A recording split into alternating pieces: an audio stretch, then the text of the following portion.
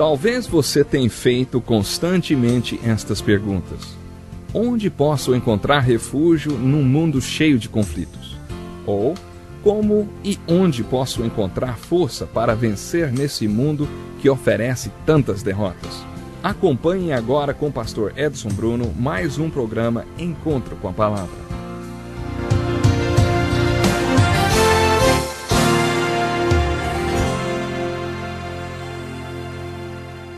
Seja bem-vindo a mais um programa Encontro com a Palavra, o nosso estudo completo, um estudo de toda a Bíblia.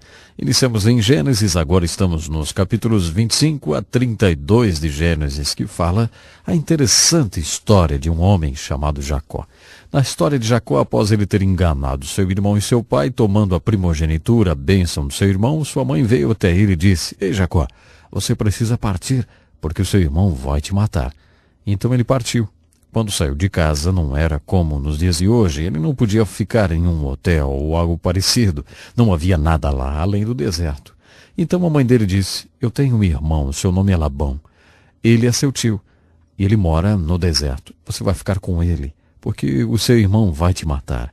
Então Jacó viajou o deserto adentro, procurando pelo seu tio. Foi um grande desafio para ele.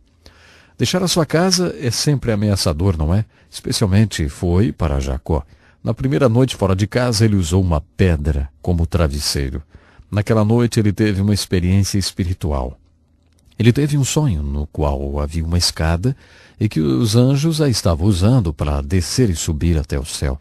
Nesse sonho, Deus aparece a ele e faz com ele o mesmo pacto que fez com Abraão. Deus prometeu a ele que seria parte de uma nação e que Deus estaria sempre com ele. Deus disse a Jacó: "Eu vou abençoar-te, vou multiplicar e vou te levar de volta para casa." Em resposta a esse sonho, Jacó ficou apavorado e disse: "Certamente Deus esteve aqui e eu não soube disso." Nessa conjuntura toda, Jacó ainda estava no jardim de infância da escola de sua fé. Jacó disse: "Deus, se é realmente verdade que tu estás comigo e vais me levar para casa, eu quero que tu saibas que, se me abençoares, eu vou dar de volta 10% do que eu ganhar. De tudo que eu ganhar, 10% é teu." Depois daquele sonho, foi a primeira vez que Jacó olhou para cima. Enquanto você lê o que aconteceu com Jacó nos próximos 20 anos, por favor, note quantas vezes ele olha para cima. Cada vez que ele olha para cima, ele chega mais próximo de Deus. A segunda visão que temos que tomar, se realmente seremos a pessoa que Deus quer que sejamos, é esta: devemos olhar para dentro. Há certas coisas sobre nós mesmos que Deus quer que saibamos. Lembre-se como Davi orava: "Sonda-me, ó Deus, e conheça o meu coração. Prova-me, conhece os meus pensamentos, vê se há em mim algum caminho mau. E então, por favor, guia-me pelo caminho eterno." Todos nós devemos fazer exatamente isso. Todos nós devemos olhar para dentro e dizer: "Senhor, eu realmente não conheço meu coração. Então, por favor, me mostre. Mostre o que está errado dentro de mim, o que não deve estar dentro de mim. Mostre-me os pensamentos que não devem estar na minha cabeça, porque eu quero seguir o caminho certo." Na história de Jacó, perceba como Deus o fez olhar para dentro. Deus forçou Jacó a olhar para dentro. Deus então fez com que Jacó tivesse algum relacionamento que o forçaria a dar uma terceira olhada na vida. A terceira olhada na vida de que precisamos entender pode ser chamada de uma olhada ao redor. Exatamente, olhar ao redor. Devemos olhar para cima e é aí que tudo começa. Todos os que olham para cima olham para dentro. E aqueles que olham para cima e que olham para dentro agora estão prontos para olhar ao redor e então se relacionar com as pessoas, sendo parte da solução e parte da resposta, e não parte do problema.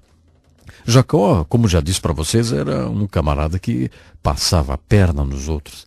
Exatamente esse era o problema dele. Tomava posse do que não era dele. Qual é a cura de uma pessoa assim?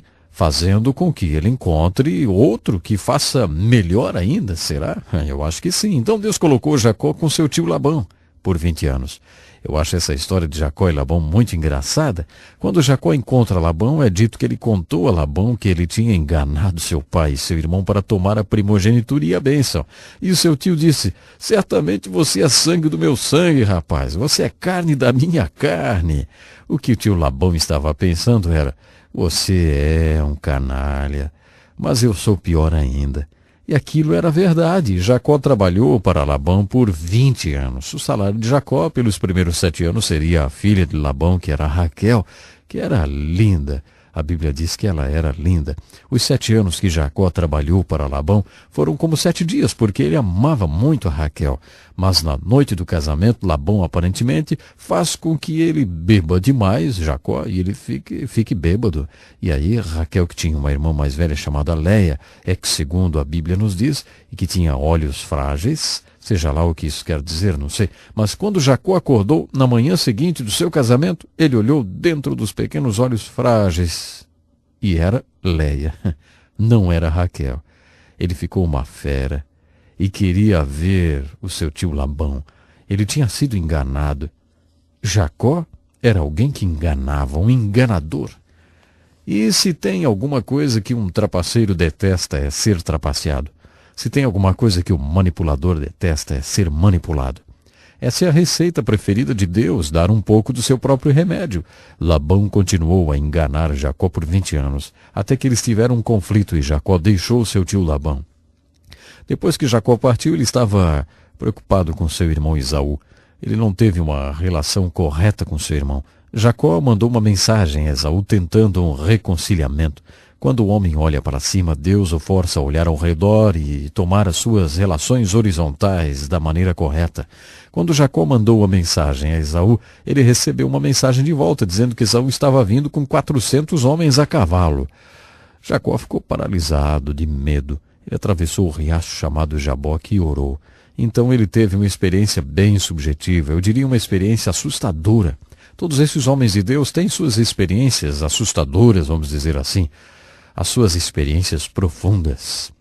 Os detalhes de suas experiências variam completamente, mas os resultados são bastante similares.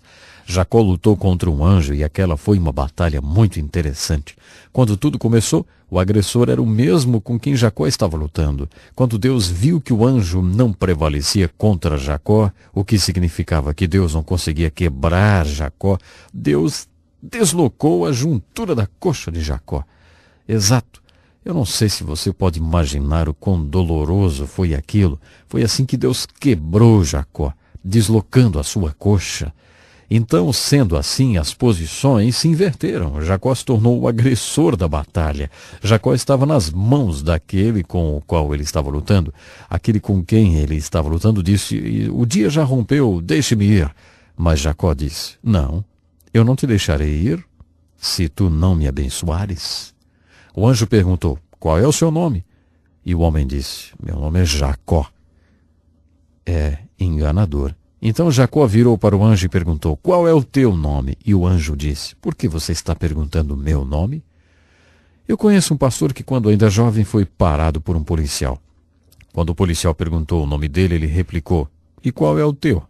O jovem apanhou ali mesmo. O policial estava simplesmente fazendo o que alguém deveria ter feito por ele em casa. Ele não disse, obrigado, eu precisava dessa.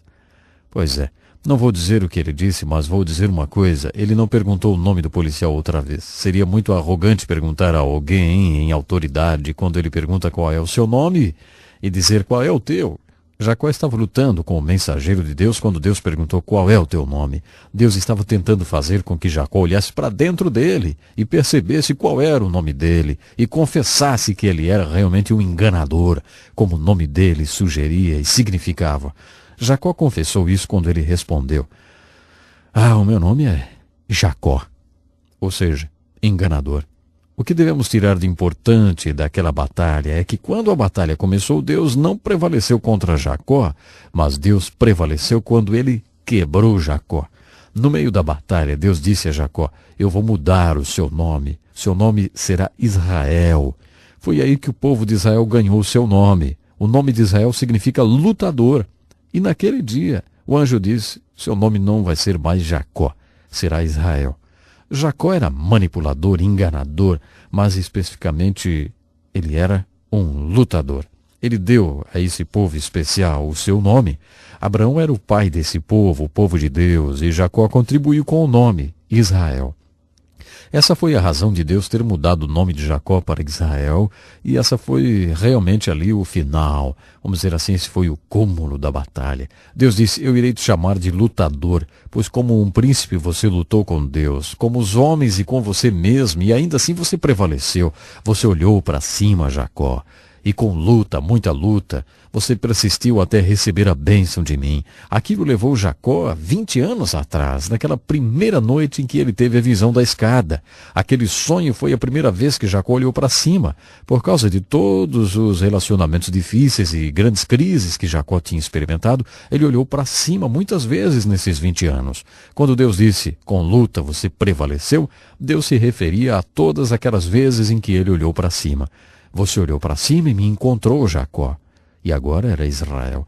Você olhou para dentro e lutou contra a natureza do Jacó que estava dentro de você. Você sabe que você não é abençoado por ser conivente, não, enganador, esperto, aquele que passa a perna.